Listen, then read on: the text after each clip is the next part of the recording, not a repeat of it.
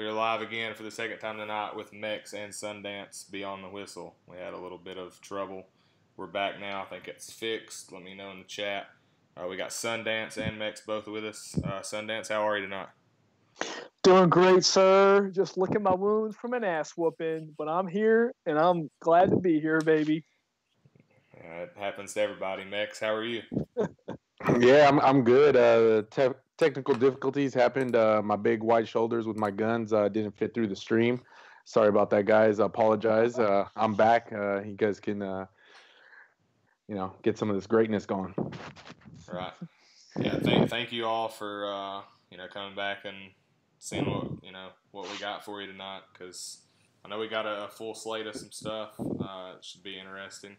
So we're just going to go on and jump straight into it. The first thing is going to be OMG made a offensive line discussion challenge. I think we only have one person reply so far on it. So make sure you're doing your videos, getting them posted, or get them sent to Cincy so we can post them on the YouTube channel. I think you get like an attribute point or something. And then I think if maybe a third of the league does it, you get a development upgrade. One person they're going to draw out of a hat or something. So I don't know if y'all watched his offensive line discussion challenge, but that's basically what the debate is. So whoever wants to take it first, you can have it. Yeah, I'll go ahead and go first. I watched this video. I think going over what he said and how he felt about it. I've heard a couple of people try to talk the same in the chat, being, down putting O-line and people that want to push for O-line and, you don't need an O-line. And he went at the Vikings, the Eagles, the Cowboys, and Chiefs, and looking at all that. And he said last year, and I'm kind of like, well, okay, the Chiefs last year, not to me, really doesn't count because with the running back, a quarterback, and a wide receiver, those things, you really don't need an O-line. All you need is two people. That's my opinion. And with the O-line protecting the edges, if you have enough, if you got a fast enough RB, you get around that. So in a sense, I guess he's right. Vikings now, you could say, okay, they're 3-3, they're second in their division. Eagles are 4-1 right now, and they have 280 linemen and 192 linemen. So 4-1 with I'm sure half the league would take that if their O-line, if they could have that. And the Cowboys, 3-2 now. Do we really count Beasley as somebody respectable to run? Didn't he get one of the Frank Awards for having Zeke and like one of the top people not utilizing them well? So I feel like, I kind of feel like that one doesn't even count. So I think in certain situations, yeah, O-line, you can definitely get away with it if you have, a quarterback who's throwing powers 98 and you got, a running back who's speed up and over the 90s, you could get away without an O-line. Sure, why not? But as far as everybody else who wants to be able to push people over and have a decent pocket, I would say screw it, get an O-line. But that's. Yeah, I think with me, with I watched OMG's video and, I want to lean towards agreeing with what he's saying, that I think there is an overvalue in offensive linemen in the league, because I think play calling is more important than your attributes on the offensive line in the game of Madden. I just think that the timing of when you call plays, your stick skills as a runner, can alleviate a lot of the obstacles that you might have if you have a poor offensive line. I think, like, if you just watch the game I just played, where I got my ass beat, you could see where the Cowboys, I only think they have one offensive lineman, or is it just two left from like all the offensive linemen they had. But all my defensive linemen are solid. I got Von Miller's 99. I got Tomlinson at 88. And then I have Vernon at 85 or 86. And then like an 82 overall D tackle as well. And they pretty much just ran right through me up and down the field, unfortunately. But I think the point is that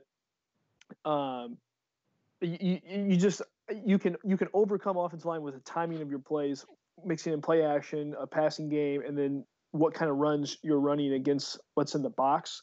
I just think there's an overvalue on it, for sure. I think there is.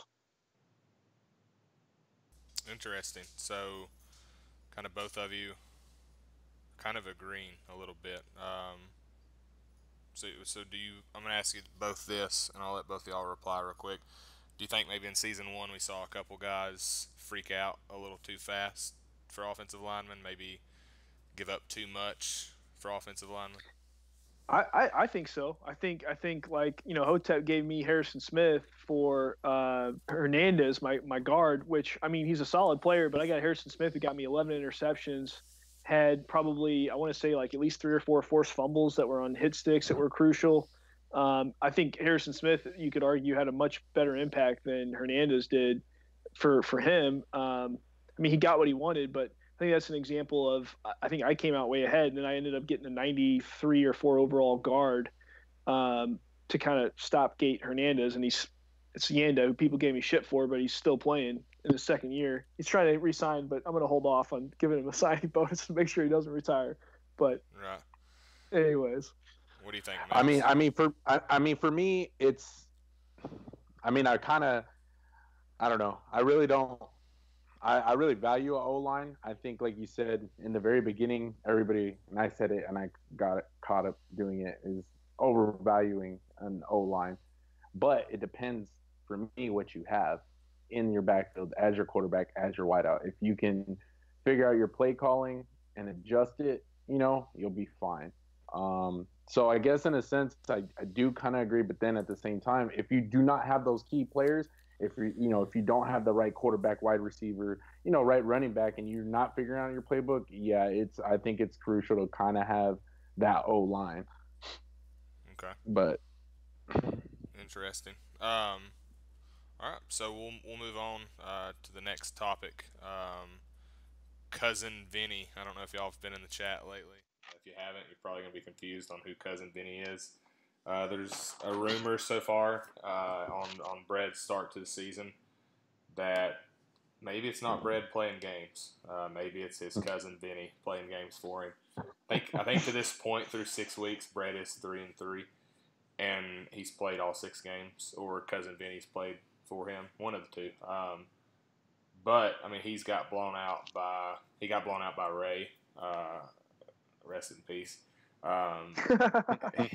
He got blown out by Frank this week, which he's doing pretty good this season.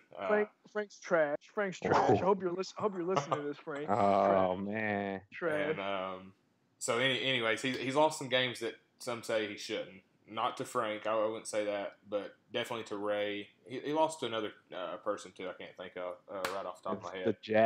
The Jags smashed. Yeah, the Jags beat him, which I could see that too. But in the previous playoffs, he's had Mickey's number for a while. So I want to get y'all's opinion. Do you think there's a cousin Vinny out there, or do you think Bred's just been playing his games and he just doesn't really care right now? He knows he's going to do enough at the end of the day to get to the playoffs, and he's going to smash everybody in the playoffs and win another Super Bowl. So I want to hear your opinion, Sundance. I think I think it is Bred.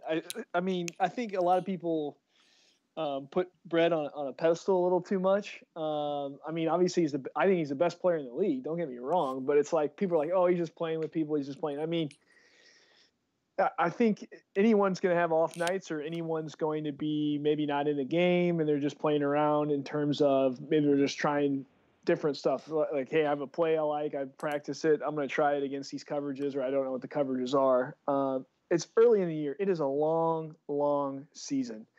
If you had to ask me, is Bred going to make it into the playoffs? And then any team that gets into the tourney has a chance to win every single game. And Bred's going to make it to the tourney, so I'm not too concerned about Bred. I don't think it's his cousin Vinny. I think Bred is going to do just fine. He's lost to some good players. All 3 players he lost to, outside of Frank, obviously, are good, solid players in this league, respectable players that he lost to. So they're good losses in terms of, I mean, there's never a good loss, but he's not losing to bums or anything like that, or unknown players. I think Bred's going to be fine. He's probably going to finish with 11 wins, 10 at worst. And he'll end up fine. I think he's the one playing, and he's lost those games. Okay. What about you, Max? All right, so I have different outtakes. I've had people, messages, convos with different people. This is my honest truth and belief. I know that when I lost to him this year, it was him. And the only reason why I say it was him is because me and him were having schedule issues the whole time. And he was telling me his situation. He has no reason to lie to me. I don't really know him. He was just super deep out of his town near his PlayStation. We're talking like 2 hours. So I found it kind of odd that he's gonna have to drive 2 hours to try to play me. So when I did lose to him, I was like, okay, I know this is him. If it was somebody else, he wouldn't even bother sending me all this junk. That's why when I look at some of the games he lost, right, like against Ray, and we're not talking like close losses, we're talking blowouts, right, to guys that he's put a hurting on in a sense, right? Now, the only reason why I think it's not him is maybe just because I could go against, playing style and who they played. Okay, so let's say the Jags. Everybody says, yeah, the Jags are good, right? We could sit here and say, yeah, everybody likes the Jags. Everybody's like, yay, Jags, right? Okay. Jags blew them out, not close. I just played the Jags last night, and I lost by a point by an extra point that I missed. Okay. I'm 1-4. My team's not great. Everybody always puts me off. Yeah, that's fine. How does – and when I played, Brad, he beat me. And it wasn't close. And in my head, I'm thinking, okay, how does he get these wins? I really think that there is somebody playing for him. Maybe not the entire game, but there is somebody that's there on the sticks that is trash. That's not him. And because of this situation, I think wherever he's going, whatever he's got going on, that Cousin Vinny guy, that site and since he gets trolled, that was the worst trolling I've ever seen. I was kind of hurt by the Cousin Vinny thing, and it made me almost think it was Bread because on a little video that I saw that after he won the Super Bowl, I'm like, this guy is so cheesy. That might be him because I don't even know if Bread is good at trolling. But give it to Cincy to be the one to get reeled in by this guy, and I'm like, bro, this trolling is horrible. But I mean, I guess to sum it up, because I could be here all night just making fun of Cincy getting trolled by this nonsense. But I think there are times I don't really know what's going on with Bread. But like I said, I have firsthand knowledge. I have other messages with other people. I know he's having scheduling issues. I don't know if it's work, personal issues, or whatever. But like I said, for him to play me, he was legit driving 2 hours, over 2 hours, just to get to our game. On the last day. You know what I mean? Yeah. So I don't know if it comes down to if it is this Vinny guy, if it's somebody else. I don't know, but that's just my, my opinion. Okay, interesting. So we got one that Sundance thinks he's not real, and Mex thinks he's real. So it's interesting. A lot of people, think that. I mean, everybody knows this Cousin Vinny guy is made up, but there are a lot of people that I've talked to that do think it's not Brad playing. Whether if it's cousin, it really is Vinny. If it's whoever, and I'm one of them. I think that he's got somebody that when he doesn't really think he needs to play, he can't play, he lets him hop on play. I really think that. So it's interesting. Oh yeah, one more thing. And that's the other thing. When he beat me, and he beat me good, he still felt like when I was Bread after the game, like, yo, GG, he got at me as Bread and was like, yo, and I could tell he was having issues with his controller. He goes, man, my sticks were bad. He goes, I overshot you in a whole bunch of places. He goes, I think I need to get a new controller. Rather than, if someone beats you, they're like usually GG or whatever, and just move on. If it was somebody fake, I was like, all right, that's Bread. But at certain times when they're playing somebody, you get no interaction with this other guy, and he just took an ass whooping, and he had no comments. Like, I don't know, it just finds weird. Right, I got you. All right, so we'll move on to another segment, buy or sell. We've done it in the past on this show. So today we're going to be buying or selling 4 teams, 2 out of the AFC, 2 out of the NFC. One of them I didn't want to include, but I had to. You'll know who they are here shortly. So we're going to start with the AFC on that side of things. I want you to tell me if you're buying or selling this team, not as a contender, but as a team that could make it to the playoffs in year 2. And that first team is going to be the Baltimore Ravens.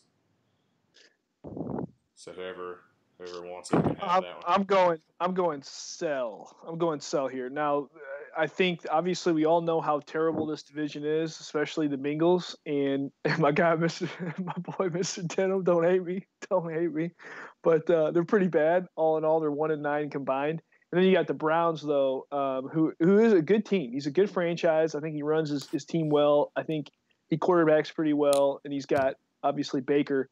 I think that's a good player. He probably should have more wins last year, but if I'm not mistaken, I think he had some sim losses or whatever. But he finished like 9-7 or whatever. I think the Ravens. I think he shows glimpses where he can compete with a lot of folks, but I am not buying him to make the playoffs. Even given the weak division overall, I think he's a guy who's probably going to finish no greater than an 8-8 record at best. So I'm selling. Yeah, maybe I'm just gonna be a homer over here in the AFC. I just think the AFC's tough to even get, if you don't win your division, to still try to make it in the playoffs. I think it's tougher in the AFC. That's just how I look at it. You said even with the North, skip. Let me stop you right there. No, hold on, skip. But No. if you go by this, what he's done, he's 3-2. 2 of those wins are against Cincy. Come on, man. Like, what are we doing here? He still has to be able to beat Cleveland, which isn't happening. So I will agree with you. I'm gonna sell with you. I think we have different reasons. I think we stated different things, especially being AFC being tougher than the NFC. But I don't think he's gonna be able to beat Cleveland. So ain't no way. Skip. Ain't no way the AFC is tougher than the NFC. There ain't no way. Just look at the overall standings. There's no way. No flipping way. But we digress. That's for next week. Yeah, if you go to the rings, I guess. But okay. All right. That's fair. All right. This next team is the team that I did not want to include because I don't want to be here when y'all talk about them, but we're gonna get to it now, and that's my Tennessee Titans. Damn, bro, looking a little lonely down there at 3-3, man. I'm gonna go ahead and buy the Titans, and here's why. I think you're a little rough right now, but I think you're hungry. Maybe you came a little bit too hungry out of the gates, and it kind of cost you because we all know what happened at the end of last year, where you had a lot of forced losses because you were unfortunately making the mistake of getting married. Totally joking. Totally joking. I gotcha. And I'm not. I'm not to do it. But I think you're a good matchup for Frank. So I think you can get. Have you played Frank yet? Did you lose to him? I lost to Frank. Yes. You did. Yep. So you got one more game. I think you'll split that for sure. So I think you make a run. I don't think you're going to win the division at this point. You're 3 games behind Frank. And I think it'd be tough for you to win the division, but I still think you can make a wild card spot, make a run. I mean, margin error is real slow, but if anyone can do it, I'll put some stock in you. I'm going to go ahead and buy the Titans here.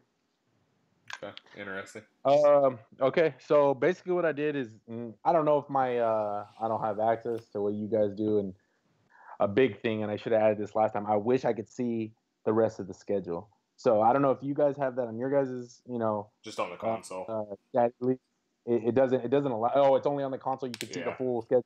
Yeah. Okay, that's my mistake. I'll bring it harder next time. So I can't see the rest of your schedule. I can tell you real quick if you want to know. Yeah, I mean. Okay, so my last 6 games is I don't know the order, but it's Frank, Mickey, Lone, Fred, OMG, and the new Chargers owner. That's the last 6 I'm games. selling. I'm selling. Yeesh. All right, so let me put it this way. Then the site is legit because out of the 4 teams, I looked at the toughest schedule that you had, and out of the 4 teams that we're going over right now, you have the hardest one. But I will say this: since you already beat the Jags once, you beat them again.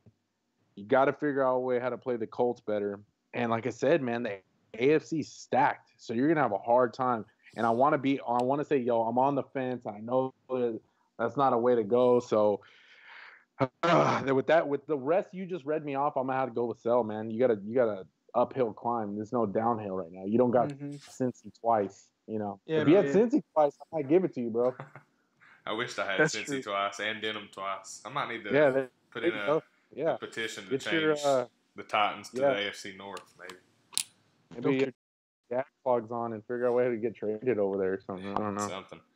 All right, so we'll move on to the NFC side of things, and the new Seattle Seahawks owner. You buying or selling playoffs for him? Is that me? We're going. Go ahead. Yeah. Yeah. So Seahawks, they have out of the four, the second easiest schedule so far. They're 3-2. They did beat the Redskins, but that was before the new owner. I think is that how it went. No, I think it was still. I think it was same owner. King.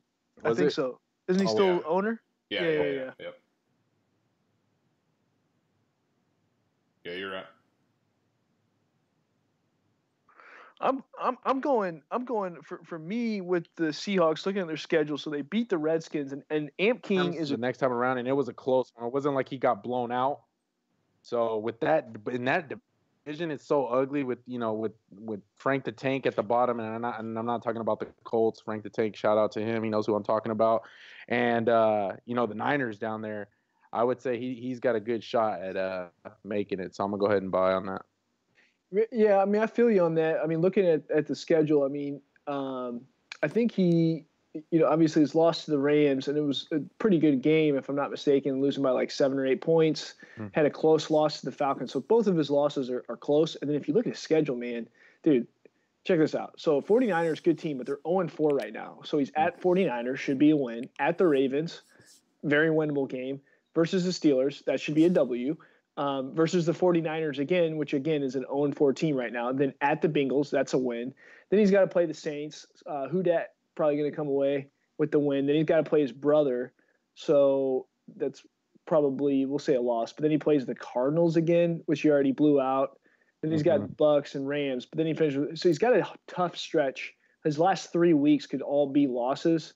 And then there could be 2 losses in week 12 or 13, but I see every single other game pretty winnable. So I see him I honestly see him at a 10-6 record at worst, and maybe 11-5 record.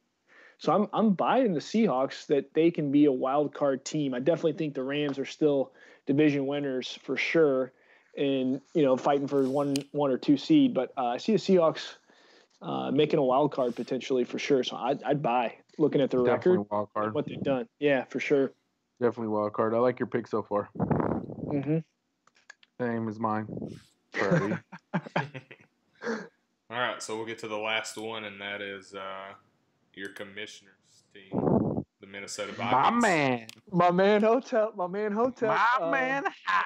I'm telling you, I'm selling. I'm sorry, my man. I'm selling your stock. You gotta. I haven't seen it from you before, and I mean, you have played some competitive games. You've squeaked out some close ones. You beat the Broncos, which was impressive and everything. But I gotta go. I'm gonna go sell here. I just don't see you. You're gonna have to win the division here in this division, because this is probably going to be like a division winner of winning like 10 games. So if you don't win the division, you're not going to make the wild card based on the history of this division or whatever. And just looking at the schedule, and the Bears are already 2 games up in the division. It's early though, but I just see the Vikings not doing well down the stretch. Here's their like last, from like week 12 on, they have at Chiefs. That's probably a loss. At the Bears, probably a loss. Versus the Giants, that's definitely a loss. Then at the Saints, probably a loss. And then against your boy Max Pride, and then at Eagles, and then at Eagles to finish. That's a really, really, really, really tough stretch at the end of the year. I'm selling the stock. I don't think my guy Hotep has what it takes. But I mean, much love, because you're the boss. But I'm selling your stock, homie. I'm selling your stock. Hey, all right, let me go in on it. Out of that whole list, the only tough one I heard was Hollywood Mex. Let me get in on it. I'm gonna buy it. My man's making it in the playoffs. He just had skill. Rolled hard. He rolled all over Dalvin Cook. Got all them yards and all them touchdowns. all on the face. Let me tell you something though. Oh Some man. numbers here. All right, look. He's got to beat the Bears. You already did that, right? He's got to beat the Bears, and he lost to them already, right? So he's got to come back and beat them. You know, you said bread, and I'm telling you that right now, with that bread, I don't even know if that counts anymore because that guy's so suspect right now. In the regular season, I don't even trust his name in the regular. Ooh, dang. I'll trust him. I'll trust him in the playoffs. Come playoff time, whoever that kid is behind those sticks, he ain't playing no more. I don't know who it is, but it's not him. Playoff time, I'm putting my money on bread. But I'm talking about regular season right now. Whoever this dude is getting smacked by Ray and all them, nah, get him out of here. So that one doesn't even count. No, but for me, like I said, I'm gonna slap you guys in the face. NFC, never know what's gonna happen over there. You guys aren't as strong as the AFC. Anybody could squeak by. I'm gonna go ahead and buy on my boy Hot. Holla, best friends doing it. Oh man, wild, just wild. All right, so out of the 4 teams, you both sold the AFC teams and split on the NFC teams, right? Yeah. So interesting. We'll have to keep track of this and see if any of these 4 teams make the playoffs. I'm just gonna be honest. I'd have sold the Titans too, because I got a tough ass schedule. It's just the truth. Wait, did you have bread in there or wood? Just rewind me real quick. I have to play bread, yeah. Okay, I'm gonna give you that. And it'll probably be that one will probably be bread. He'll probably show up. Hopefully, you're playing cousin bread. Yeah, I hope so. Yeah. So that'll be it for the buy or sell segment. Just a couple plugs real quick before we end the show. We got Zero Fucks Given featuring Denim. Don't know when that'll be back. Hopefully sometime next week. That's the goal, is to have MaddenCast for y'all every Sunday, and then rotate Beyond the Whistle and ZFG, every other week. So hopefully Denim will be back with the show next week at some point. Once I have a date and time, I'll let y'all know. And then coming to you this Sunday, it's a show that I promise you don't want to miss. It's going to be MaddenCast, but for the first time ever, we're going to have myself, Hotep, OMG, and the founder, Cincy, all on the show at the same time. Let's go.